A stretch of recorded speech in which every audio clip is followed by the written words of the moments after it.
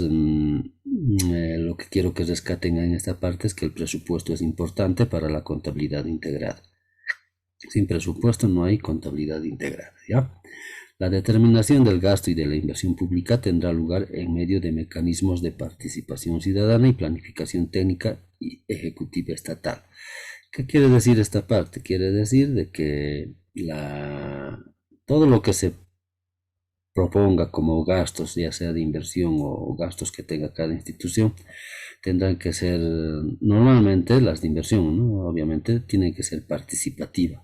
¿Qué quiere decir? Que la ciudadanía, las organizaciones civiles, las OTBs y toda instancia de las, uh, de las instituciones territoriales como los gobiernos autónomos municipales y las gobernaciones departamentales deben priorizar sus gastos. Tiene que ser consensuado la forma de determinar los gastos y la inversión que se va a realizar en cada región. Oruro tiene sus propias necesidades, La Paz también, Santa Cruz tendrá sus propias necesidades. ¿De acuerdo a qué? A sus condiciones, ¿no? A su situación y medios de vida que tiene cada región. No se olviden que Santa Cruz es una ciudad o un departamento que tiene mayor relación con la parte agropecuaria, con la parte ganadera, y en cambio Oruro es más un departamento minero, ¿no es cierto? Tenemos otro tipo de realidades económicas y tenemos otras necesidades. Por eso es que cada región o cada territorio definirá en forma participativa sus necesidades de inversión pública. Obviamente esto va a ser coordinado siempre por el nivel central, los ministerios y los sectores, ¿no? Las asignaciones atenderán especialmente, dice, ¿no? O sea, ¿qué vamos a hacer con los recursos? La Constitución ya se está preocupando en atender la educación, salud, la vivienda y el desarrollo productivo. ¿Se dan cuenta?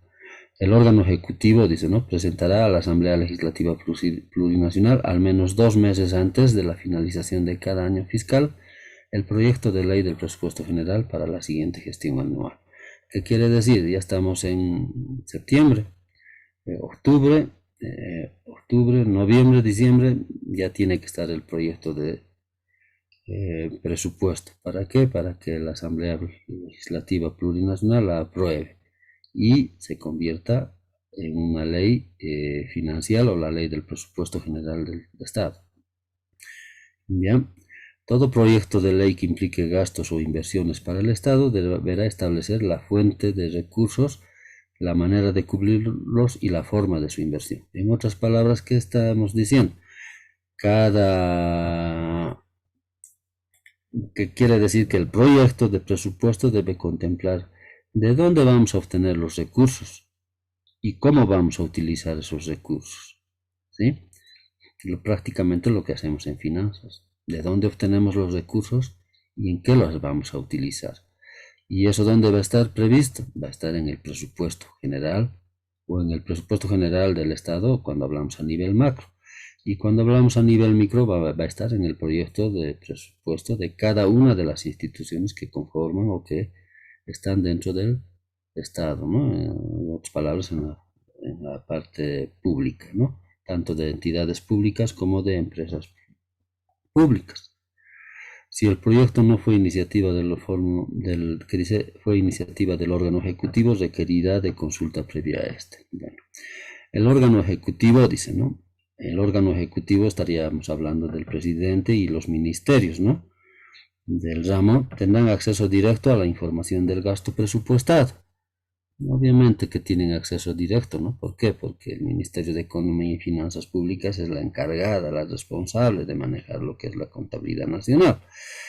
Y el Ministerio de Planificación del Desarrollo es la que está encargada de poner los lineamientos, la visión que tiene el gobierno para alcanzar en el largo y mediano plazo los planes estratégicos. Han debido ver en lo que es en el anterior semestre, ¿no? Lo que es el tema de la planificación estratégica de mediano, largo plazo y también lo que es la planificación a corto plazo. El acceso incluirá la información de gastos presupuestados y ejecutados de las Fuerzas Armadas y la Policía Boliviana. ¿Eso qué quiere decir? Que el control es total, ¿no?, del Ministerio de Economía y Finanzas Públicas, de todas las entidades públicas. Y no solamente de las entidades públicas, ¿no? Si analizan la MEF, el Ministerio de Economía y Finanzas Públicas ve la parte de la contabilidad nacional, tanto de privados como de públicos, porque la contabilidad nacional tiene que ver con todo eso. Tenemos que medir, no se olviden, el Producto Interno Bruto. ¿Y cómo medimos? La suma de la producción de bienes y servicios, tanto del sector público como del sector privado. ¿Para qué? Para determinar si tenemos una balanza de pagos favorable o no, y todos esos aspectos. Bien, seguiremos adelante. Respecto a la Contraloría, a ver, veremos, el artículo 117 establece que la Contraloría General del Estado será responsable de la supervisión y control externo posterior de las entidades públicas y de aquellas en las que el Estado tenga participación e interés económico. La supervisión y el control se realizará asimismo sobre la adquisición, manejo y disposición de bienes y servicios estratégicos para el interés colectivo. Por los aspectos descritos, se establece que la Constitución Política del Estado es el respaldo legal principal del sistema de contabilidad integrada, ¿no?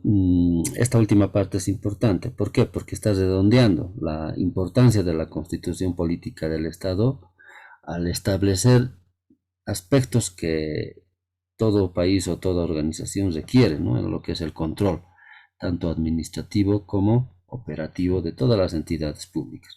Y este control, ¿quién lo va a ejercer?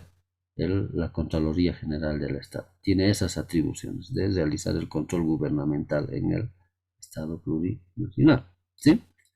Entonces, la Contraloría es importante, solamente que la Contraloría hace control externo posterior y a través de las unidades de auditoría interna de cada institución pública será también el control interno posterior. No se olviden que está prohibido hacer control interno previo. El control siempre es posterior. ¿Ya? Sigamos.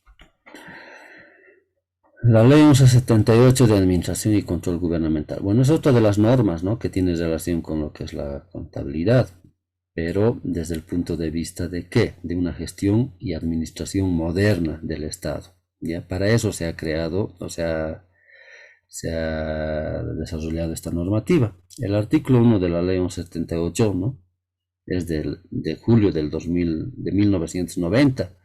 Imagínense cuándo se ha promulgado esta norma.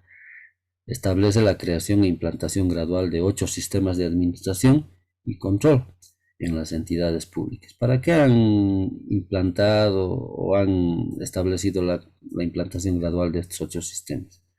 Para una buena administración. Estos 8 sistemas de administración lo único que son, o que es en realidad, es el proceso administrativo, como van a poder ver. Miren, el artículo 1 establece lo siguiente: programar, organizar, ejecutar y controlar la captación y uso eficaz y eficiente de los recursos públicos. Esta partecita, programar, organizar, ejecutar y controlar, es el proceso administrativo que ustedes conocen y han llevado en primer año, ¿sí? A ver, un ratito.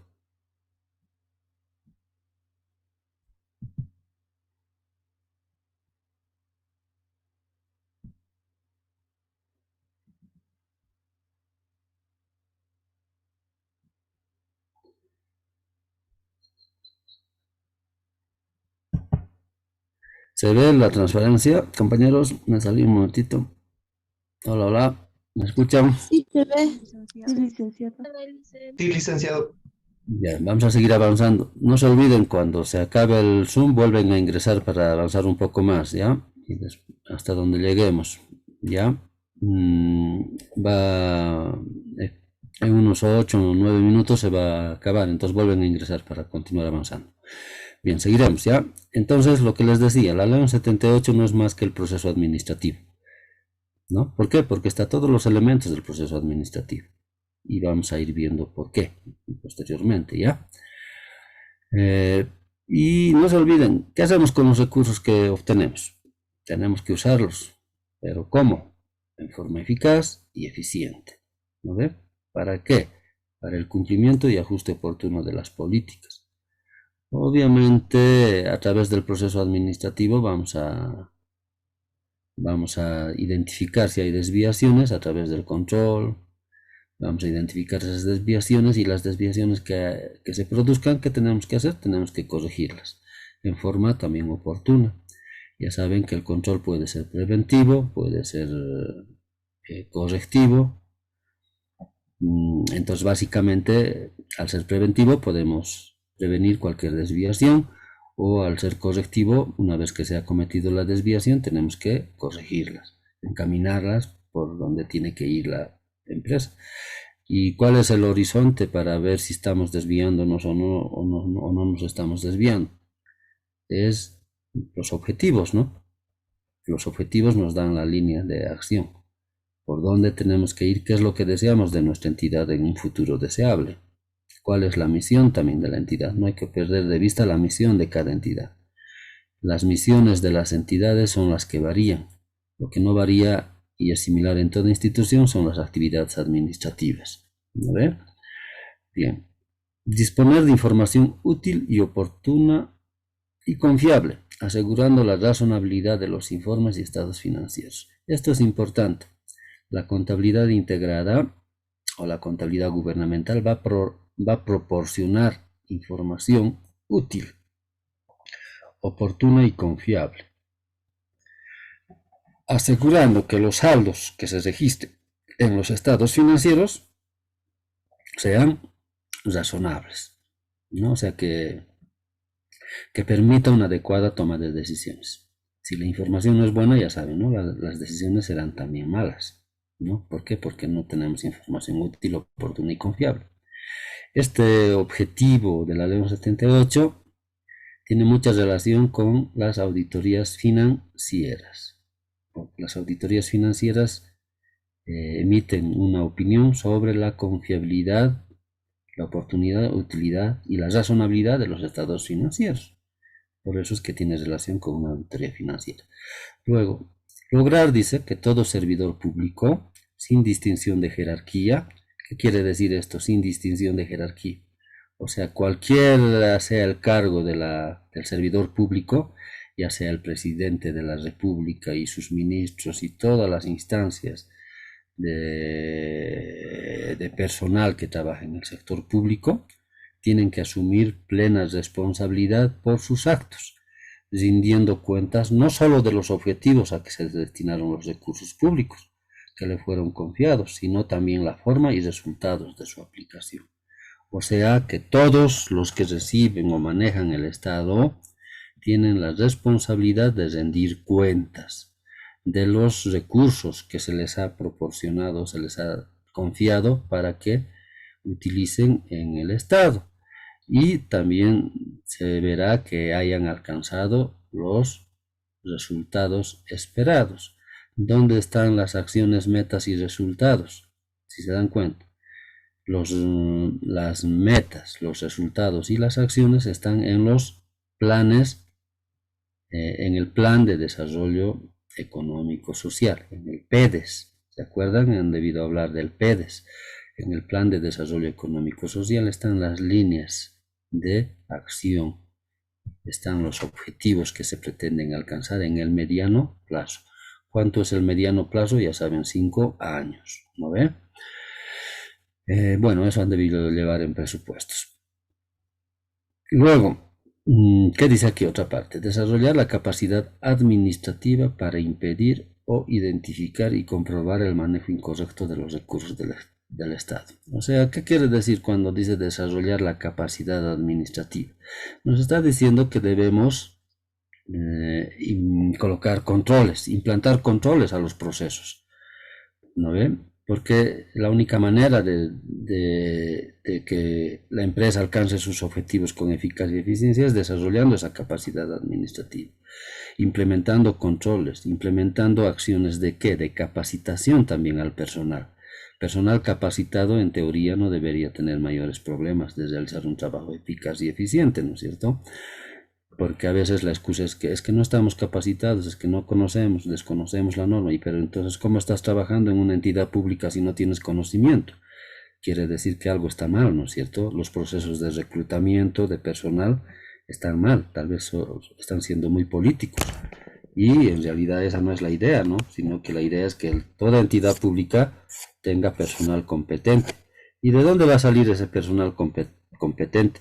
¿Va a salir de dónde? De las universidades, ¿no? La universidad va a proveer a la sociedad profesionales con formación académica. ¿Se dan cuenta? Por eso es importante que las instituciones tengan mucho cuidado en sus procesos de reclutamiento de personal. Yo como MAE quiero rodearme de gente competente, de gente que me ayude a hacer buena gestión. ¿Se dan cuenta? Pero a veces corremos el riesgo por presiones políticas y estamos incorporando a nuestras plantas o lugares de trabajo gente que no reúne las condiciones, pero que ha trabajado bien seguramente políticamente, ¿no? Bueno, pero esos son otros temas que no nos corresponden a nosotros evaluar, pero la realidad es así. Bien, seguiremos, ¿ya? Para alcanzar los objetivos y finalidades de la Ley 1178, esta norma en su artículo 12 plantea la implementación del sistema de contabilidad integrada. O sea que la Ley 1178, tal como está diseñada en forma sistémica e instrumental, requiere de la contabilidad integrada. ¿Para qué? Para alcanzar sus objetivos, como norma y como modernización del Estado, ¿sí? El sistema de contabilidad integrada incorpora las transacciones presupuestarias, financieras y patrimoniales en un sistema común, oportuno, confiable, destino y fuente de datos expresados en términos monetarios. Obviamente ya sabemos que por el principio de moneda de cuenta, la contabilidad siempre se va a expresar en términos monetarios. Ahora, la parte de las transacciones presupuestarias, financieras y patrimoniales, aquí estamos hablando específicamente de los tres módulos o tres subsistemas de la contabilidad integrada: módulo presupuestario, módulo financiero y módulo patrimonial. ¿Qué quiere decir integrada? Un solo sistema, ¿sí? Por eso hablamos de un sistema común que permita generar información oportuna y confiable. También información que muestre claramente en qué se va a utilizar, en qué se va a usar los recursos y de dónde están proveniendo esos recursos, ¿sí? Obviamente en términos monetarios. Con base en datos financieros y no financieros, dice, generará información relevante útil para la toma de decisiones. ¿Por quiénes? Por las autoridades responsables de la marcha del Estado, por las MAEs, ¿no?, de cada institución. A nivel macro será por los ministros, ¿no?, y sus viceministerios y todos los que manejan el aparato estatal. Bien, el sistema contable se va a acabar en cualquier momento la clase, no se olviden, ingresamos en ese momento. El sistema contable específico de cada entidad o conjunto de entidades similares responderán a la naturaleza de la misma y sus requerimientos operativos y gerenciales. Obviamente que el sistema contable es a la medida de cada institución, es como un saco, ¿no? No puede ser más grande ni menos grande, tiene que ser a la medida. Esto de las acciones del Estado. Bien, ¿me escuchan, compañeros? Vamos a continuar. ¿Se ve la transparencia? A ver, confírmenme. Sí, licenciado. Escucha, licenciado. Ya continuamos, ya. Entonces no se olviden de lo que estamos hablando. Ahorita estamos hablando sobre lo que es la Ley 1178, que es la norma del sistema de control gubernamental. Y además estamos viendo lo que es lo que tiene relación con la contabilidad integrada, ¿no?, como sustento, ¿no?, y base legal de la contabilidad integrada.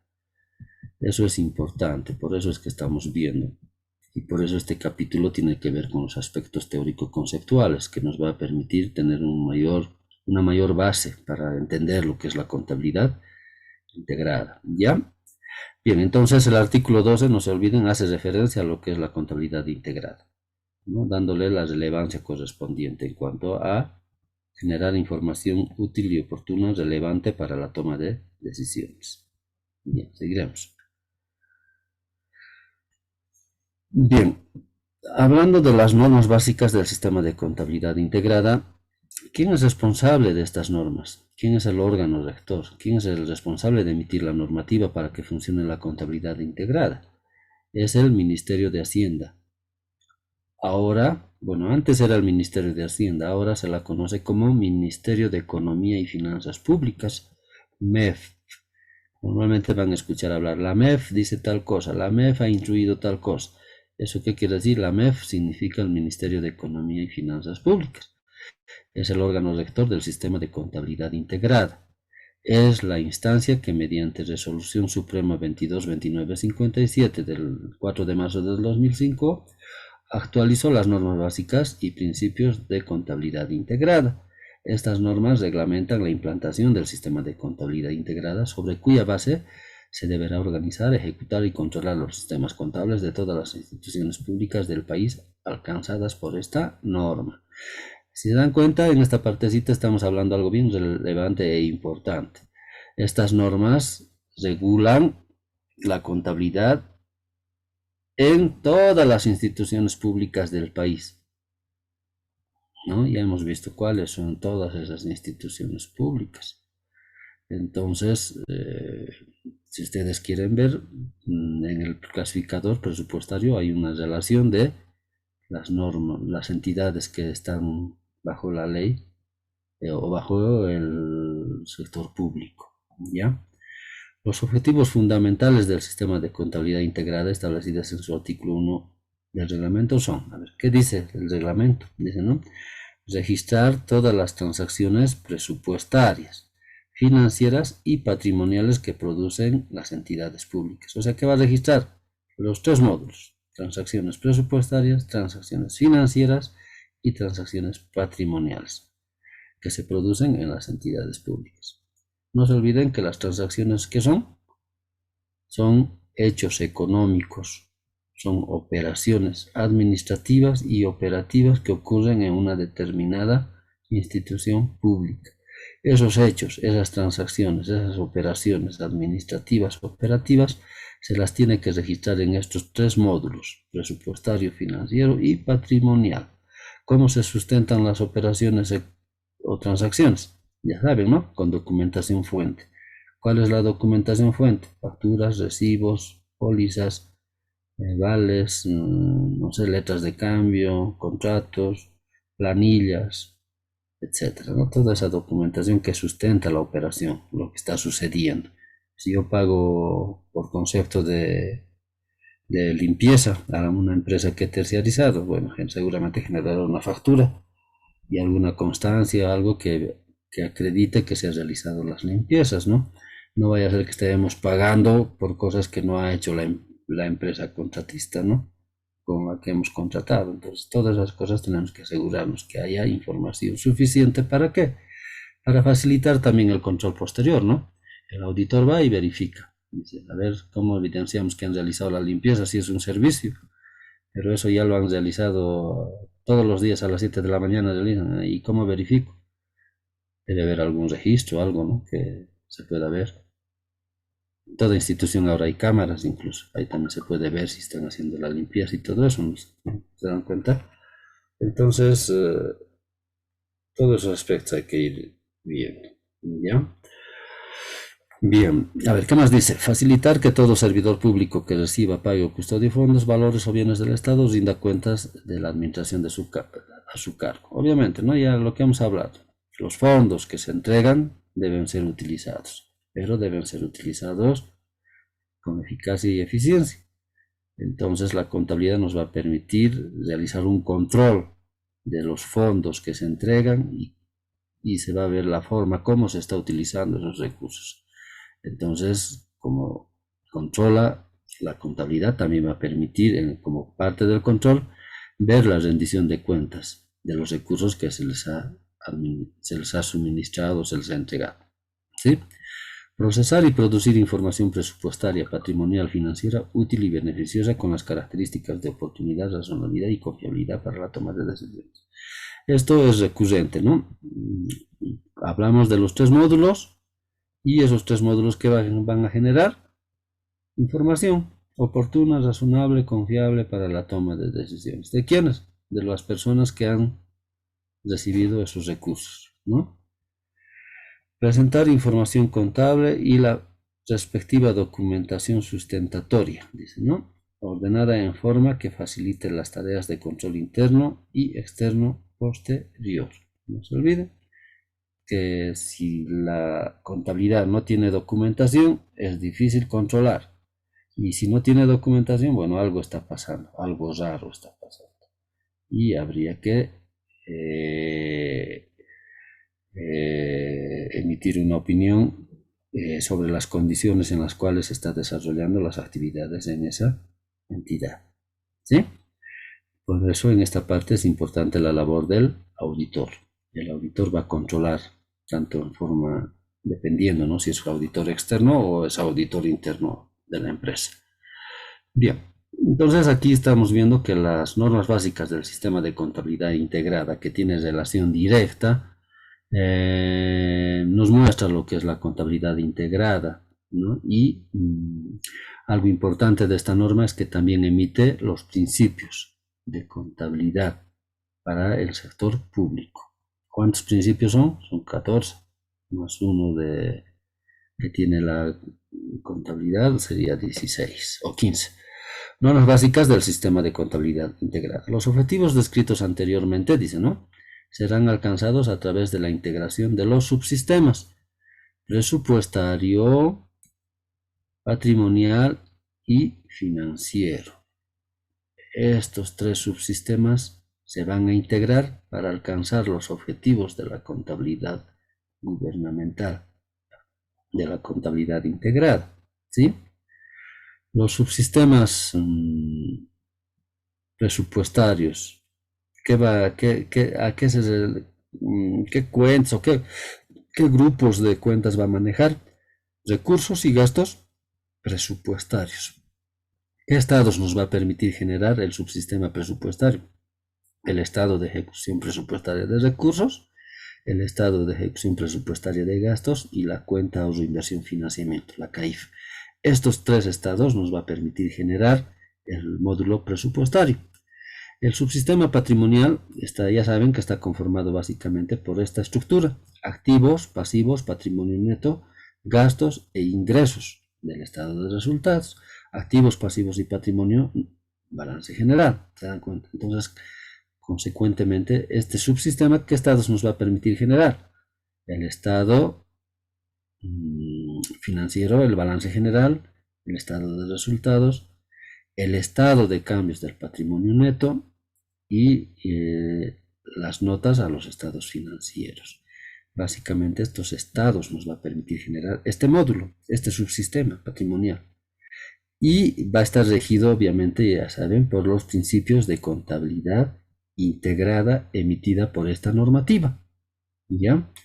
Y luego tenemos el subsistema financiero de tesorería. Este subsistema o en este módulo, ¿qué cosa se va a ver? Las actividades de operación, las actividades de inversión, las actividades de financiamiento. O sea, vamos a ver los flujos financieros, tanto positivos como negativos, para que al final podamos establecer un estado financiero o como resultado de las operaciones que se realicen en efectivo, vamos a tener el estado de flujo de efectivo, donde nos va a mostrar estos tres rubros importantes: actividades de operación relacionada con la misión de la entidad, actividades de inversión, en qué vamos a invertir o de dónde vamos a obtener financiamiento, actividades de financiamiento también, de dónde vamos a obtener el financiamiento. No se olviden que las actividades de inversión también puede significar vender un activo fijo, y vender un activo fijo que va a constituir una obtención de financiamiento. O sea que esto hay que analizarlo bien, hay que tener cuidado en lo que uno va analizando. Los flujos financieros pueden ser positivos si ingresa dinero y negativos cuando sale dinero producto de las operaciones que se vayan desarrollando en efectivo, ¿sí? Bueno, así funciona esta parte. Bien, ¿cuáles son los principios de la contabilidad integrada? Lo que les decía, ¿no? Entre los principios tenemos la equidad, que el deber siempre debe ser igual al haber. La contabilidad se rige por un principio, ¿no? el principio de equilibrio. Luego, la legalidad, que las operaciones que se incurran en la institución se encuentren dentro del marco de las normas. La universalidad y unidad, ¿no? El registro es único, universal. También el principio del devengado, ya conocen que en nuestro país se rige por el principio del devengado. El principio de ente, el ente es diferente a los dueños.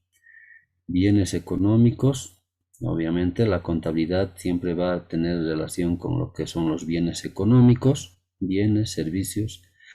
Entidad en marcha, las entidades se crean para existir en el tiempo, no para cerrarse de un día para otro. Entonces se prevé que las entidades cumplen con el principio de empresa en marcha. ¿Por qué? Porque tiene una vida mayor, no grande, no es para cerrarse en un año o en 2 años. Luego el principio de ejercicio, la contabilidad siempre se va a medir en un periodo fiscal de 1 año.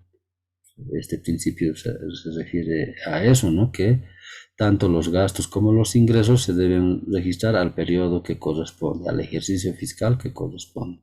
No se puede mezclar un ingreso de la gestión 2020 y no se puede registrar en la contabilidad de la gestión 2021. No es que no se pueda registrar, sino que no se debe registrar. Pero cuando sucede esta situación hay que hacer algún registro, ¿no? Afectando a las cuentas que corresponden, ¿ya? Luego el principio de moneda de cuenta. En nuestro país la moneda de cuenta es el boliviano. El principio de uniformidad, ¿qué quiere decir? Que toda contabilidad se rige a un plan de cuentas y el plan de cuentas no se cambia a gusto de las personas, ¿no? Se debe cambiar cuando sea necesario y además se debe revelar en las notas a los estados financieros. Cualquier cambio en nuestro plan de cuentas o a la uniformidad de las cuentas que se van llevando en nuestra empresa deben ser reveladas en los estados financieros, ¿sí? La objetividad, no hay que perder de vista en la contabilidad, en los registros, la objetividad, ¿sí? Lo que se ve se anota, ¿ya? Prudencia, ¿qué quiere decir? Que entre dos valores que tengamos que registrar siempre escogemos el menor, por prudencia. Evaluación al costo, todas las operaciones, todas las compras que realizamos, las realizamos al costo. ¿Y qué respalda esas compras al costo? Normalmente la factura, la nota fiscal, ¿sí? Eso respalda y respalda el costo en que estamos comprando. Pero, entre comillas, hay que tener cuidado, ¿no? Porque no siempre lo que se está pagando es correcto. A veces se tiene que tener en cuenta que puede haber sobreprecios, ¿no? Por gente corrupta que hace mal uso de los registros y hace mal uso de las funciones que están realizando. Luego la importancia relativa o significatividad. Entonces hay que empezar a valorar lo que es importante o no importante informar, digamos, en la información financiera que se genera. Obviamente, por menos significativo que sea la operación, no quiere decir que no se registre, pero no va a distorsionar la información para la toma de decisiones. ¿Por qué? Porque los datos seguramente van a ser no significativos. La exposición, bueno, esto es importante, ¿no? Cómo exponemos la información procesada de las operaciones económico-financieras en los estados financieros, cómo exponemos en el balance general, cómo exponemos en el estado de resultados, en el flujo de efectivo, en los estados bueno, básicamente en esos estados, ¿no? Porque rige para el balance general, para los 5 estados financieros básicos, ¿no? Estos principios, por si acaso. Obviamente para la contabilidad presupuestaria no, pero de alguna manera tiene relación directa, ¿no? Porque es contabilidad integrada. Estamos hablando de contabilidad integrada. Bueno, luego tenemos que hablar sobre las normas básicas del sistema de programación de operaciones. Esta normativa, por si acaso, el 2017 ha salido una nueva normativa y esa es la que está vigente. ¿Ya? Ha cambiado algunas cosas de esta normativa y ya no se habla de objetivos de gestión, sino hablamos de acciones de corto plazo. ¿Para qué? Para lograr operativizar y alcanzar los planes que tiene el país en su visión, ¿no? Que es el vivir bien, esa es su política del gobierno, el vivir bien. Y para vivir bien, ¿qué ha hecho este gobierno? Ha implementado el Plan General de Desarrollo Económico Social con su agenda patriótica y sus 13 pilares, ¿no ve? 13 pilares que se pretenden alcanzar a través de la operativización de los recursos, con los planes de mediano plazo y los planes de corto plazo, con acciones de mediano plazo y acciones de corto plazo. No se olviden, las acciones de corto plazo ahora se habla actualmente de acciones de corto plazo y ya no tanto de objetivos de gestión, pero en el fondo es lo mismo, ¿no? Estamos hablando de acciones de corto plazo. Acciones de corto plazo parece más operativo, ¿no? Más orientado a cumplir algo que objetivos. A veces los objetivos no se cumplen, aunque estén puestos o plasmados en un documento. Ya.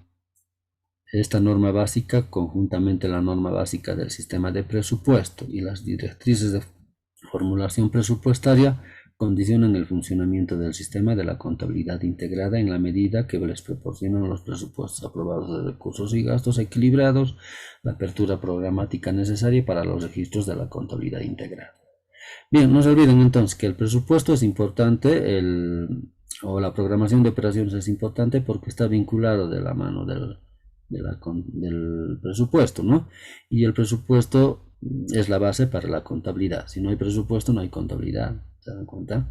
O el mismo sistema, el SIGEP, no te va a permitir hacer nada en la parte contable. Puedes hacer el registro manual, pero la idea es que utilices los sistemas que te proporciona el ministerio, ¿no es cierto?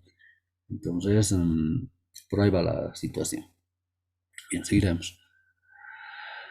Las normas básicas del sistema de presupuesto también es otra normativa que tiene relación directa con lo que es la contabilidad gubernamental integrada. La norma es la Resolución Suprema 225558 relativa a la norma básica del sistema de presupuesto. Aporta elementos técnicos, conceptuales, niveles de organización, facultades y responsabilidades que permiten el funcionamiento adecuado del sistema de presupuesto de la entidad pública. Dichos elementos coadyuvan a lograr el objetivo de registro de transacciones u hechos presupuestarios a través del sistema de contabilidad gubernamental integrada. O sea, en otras palabras, el presupuesto es importante. ¿Por qué? Porque ahí se va a definir en forma anticipada lo que se va a gastar o lo que se va a invertir en la siguiente gestión. No se olviden que el presupuesto está estrechamente relacionado con los objetivos. Si mis objetivos está construir un hospital de tercer nivel, en mi presupuesto estará la asignación presupuestaria para alcanzar ese objetivo. Sin dinero no se puede lograr los objetivos. Por eso es importante determinar de dónde van a salir los recursos, cuáles son las fuentes de financiamiento y cómo se va a utilizar esos recursos, en qué tiempo se va a utilizar esos recursos. ¿Se dan cuenta? Una obra, un hospital de tercer nivel no se hace en un año, probablemente se haga en 2 años o 3 años. Entonces tenemos que presupuestar para esos 3 periodos, ¿no? Estableciendo la parte física, el avance físico, ¿no? ¿Cuánto se va a avanzar el primer año? ¿Cuánto se va a avanzar el segundo año? ¿Y cuánto el tercer año? Hasta que se concluya la obra. El parágrafo 2 del artículo 15 dice, ¿no? Directrices de formulación presupuestaria de la norma citada establece que la formulación y aprobación y preparación de los anteproyectos de presupuesto institucional deberán sujetarse a las directrices de formulación presupuestaria emitidas. ¿Quién emite estas directrices presupuestarias? El Ministerio de Economía y Finanzas Públicas. Emite las directrices presupuestarias, ¿no? Para guiar la formulación de los proyectos, anteproyectos del presupuesto. Los principios presupuestarios son los siguientes. Esto es importante, ¿no? Equilibrio. El presupuesto siempre tiene que ser equilibrado. El presupuesto debe prever la sostenibilidad de los recursos. ¿Qué quiere decir? Que yo no puedo contratar personal si no tengo seguridad de que mis recursos van a fluir todas las gestiones. Imagínense contratar personal y asegurarlos y no tener recursos para pagarles sus sueldos.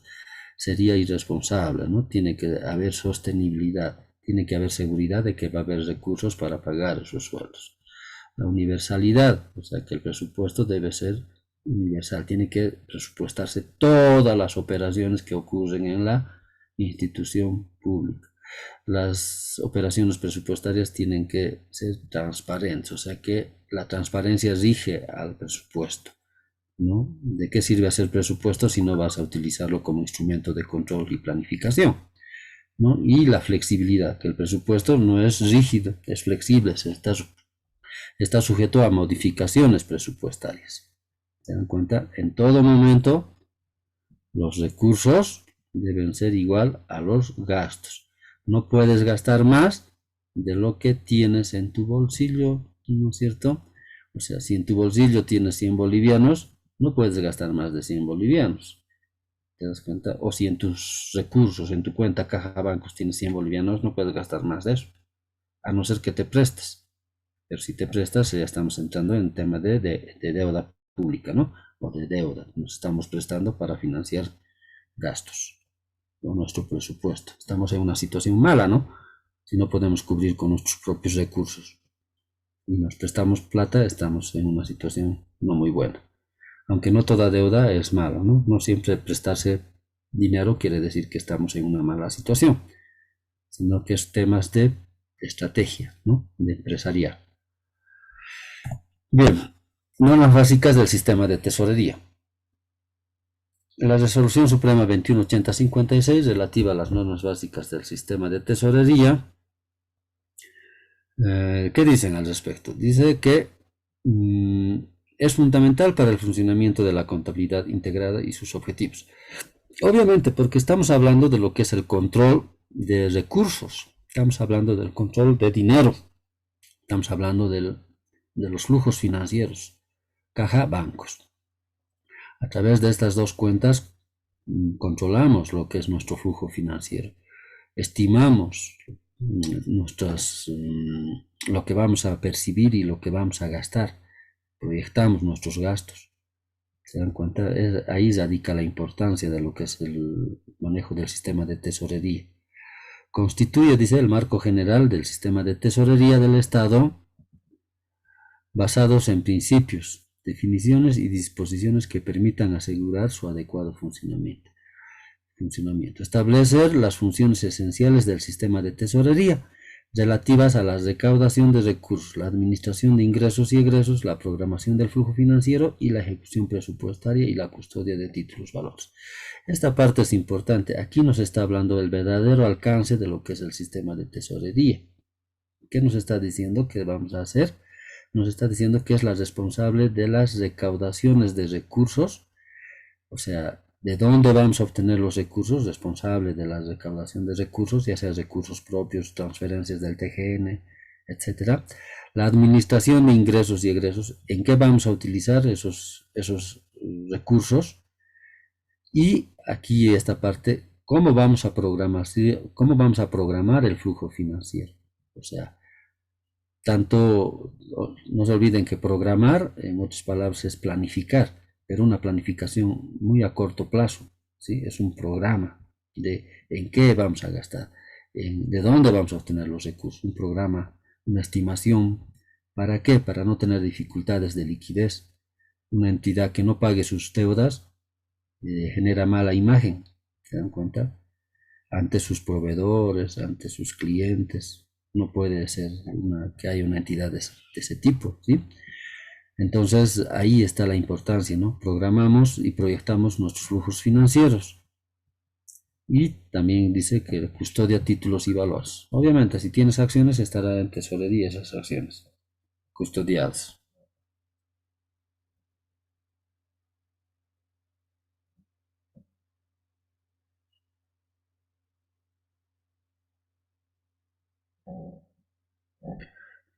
Bien, entonces ahí radica la importancia del sistema de tesorería. La información que produce el sistema de tesorería es de utilidad para la contabilidad integrada, toda vez que facilita el control y registro de los ingresos y gastos en efectivo. Esto también es clave.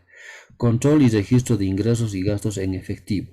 Permite controlar el endeudamiento y la inversión en efectivo en base para elaborar flujos de caja. Esto es importante, ¿ya?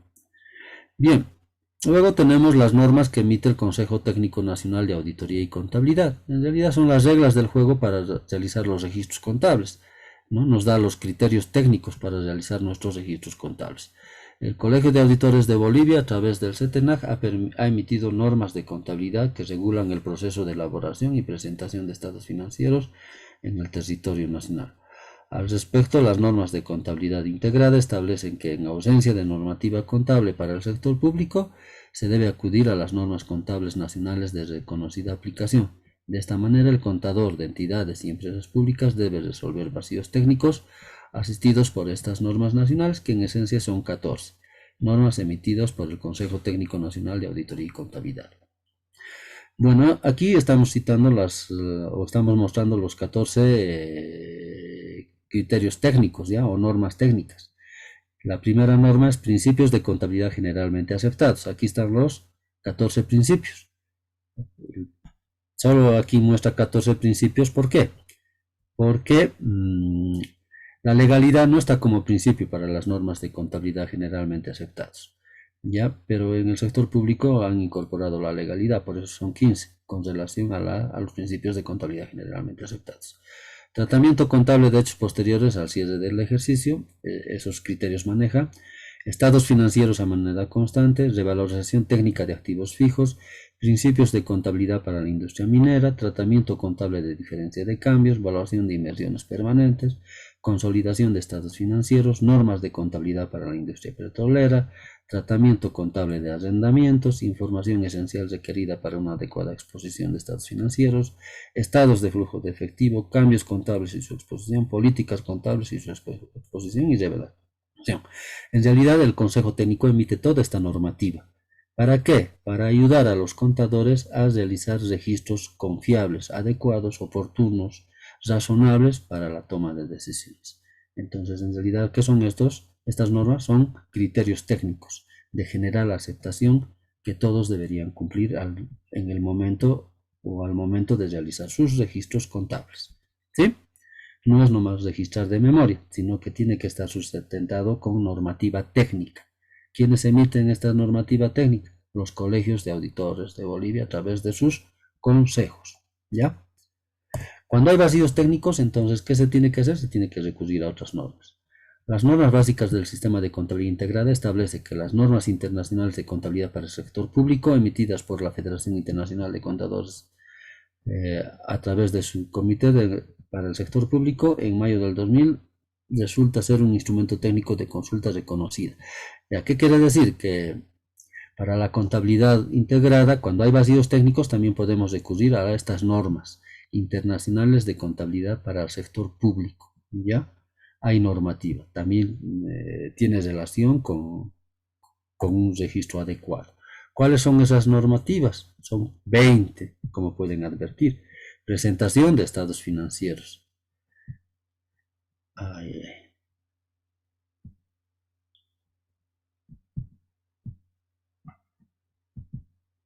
Se ve, ¿no? La pantalla ya vamos a acabar. Esto más hacemos y descansamos hasta la siguiente clase. ¿Ya?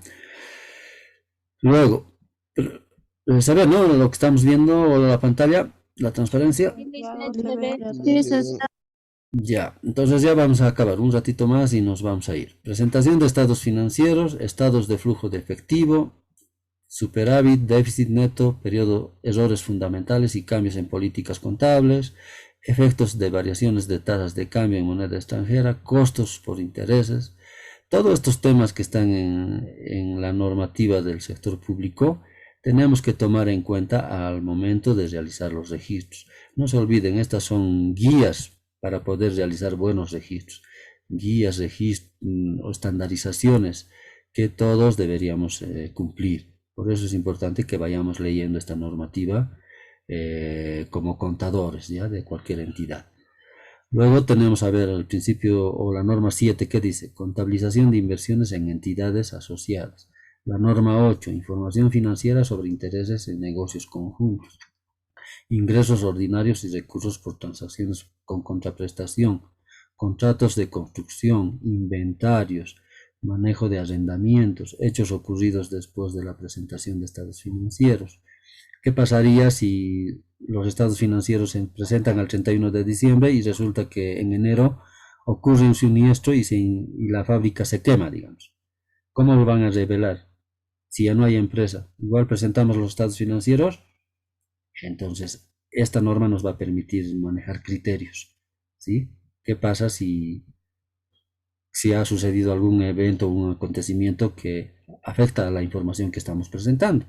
Tal vez vamos a tener que aclarar, ¿no?, que la entidad ha ocurrido un incendio y que lamentablemente ha afectado a su situación financiera, ¿no? ¿Se dan cuenta? Entonces, para eso sirve estas normas, nos orientan, nos dan criterios técnicos. Luego, la norma 16 se refiere a las propiedades de inversión. La norma 17, propiedad, planta y equipo. La norma 18, información financiera por segmentos. La norma 19, provisión de pasivos, activos contingentes, informaciones a revelar sobre partes relacionadas. Bueno, todo esto son criterios técnicos, ¿ya? ¿Cuál es el ámbito de aplicación de las normas básicas del sistema de control integrado? Bueno, la norma de control integrada en general aplica a todas las instituciones públicas, ¿ya? Su ámbito de aplicación es a todas las instituciones públicas, órganos legislativos, ¿no?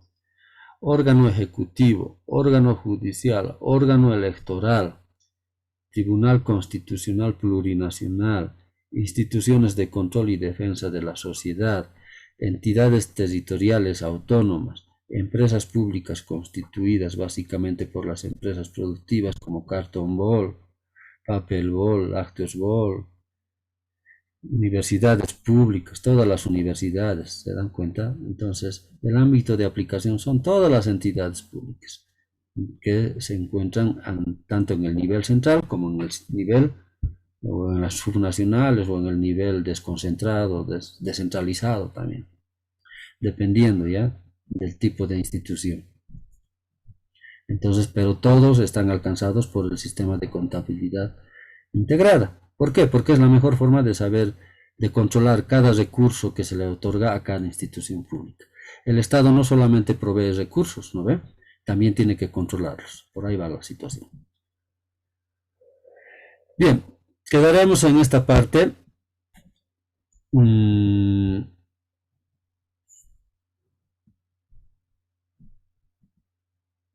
A ver un ratito. Vamos a quedar en esta parte. Y ya hemos visto hasta lo que son las normas que emiten los diferentes colegios, las normas internacionales de la contabilidad pública. Entonces nos estaría faltando ver lo que son los instrumentos, también nos va a faltar ver, ¿no? ¿Cuáles son los instrumentos? Los clasificadores, todo eso. Eso lo vamos a ir viendo en la siguiente clase. Pero lo que me interesa es que ya vayan viendo la parte de los conceptos principales de lo que es la contabilidad integrada. ¿Se dan cuenta? Entonces, toda esta parte nos está faltando y lo vamos a ver hasta la siguiente clase. Una vez que concluyamos lo que está pendiente, vamos a dar nuestro examen del tema, ¿ya? Igual, también falso verdadero, para que tengamos un material y yo también pueda ayudarlos en algún momento si tuvieran alguna dificultad de exámenes o alguna situación. ¿Se dan cuenta, no? Por eso es importante que vayamos dando mayores controles o exámenes. Bien, ¿tienen alguna consulta o nos podemos ya retirar para la siguiente clase? Hasta la siguiente clase. ¿Cómo están? ¿Qué les ha parecido la parte de la contabilidad o los conceptos que hemos visto sobre lo que es la contabilidad integrada y sus módulos? Hola, hola, ¿me escuchan? Compañeros, licenciado. ¿todo bien? ¿Se ha entendido o se entiende lo que estamos viendo? Obviamente es teoría, ¿no? Después ya vamos a entrar a la parte práctica. ¿Listo?